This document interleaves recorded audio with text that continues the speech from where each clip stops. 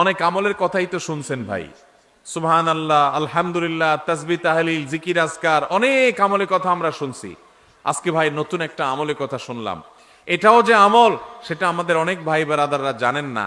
সে আমলটা হলো, আপনি বাজারে গেছেন, রিক্সা দিয়ে যাচ্ছেন, কারোর সাথে এমন কোন উপলক্ষ তৈরি হলো, একজন রাস্তার মাঝখানে দাঁড়ায় আছে, আপনার রিক্সার যতই বেল বাজানো হচ্ছে উনি সরেন না।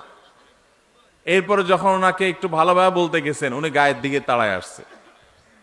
আপনি এখন চাইলে তার 5টা কথা শুনাইতে পারেন যে ভাই রাস্তাটা কি আপনার বাপের, অনেক কথাই বলতে পারেন, কিন্তু আপনি দেখছেন যে কথা বলতে গেলে কথা বাড়বে, এবং কথা বাড়লে আমার আখলাক নষ্ট হবে, জবান নষ্ট হবে, মুখ নষ্ট হবে, আমল নষ্ট হবে।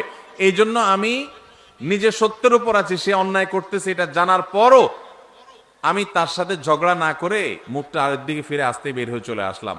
নবীজি বলেছেন এই কাজটা যারা নিয়মিত করতে পারবে, যারা এই কাজটা করবে, এই গুণ যারা অর্জন করবে, তিনি বলেছেন জান্নাতের এক পাশে তার জন্য একটা প্রাসাদের দায়িত্ব আমি নিলাম।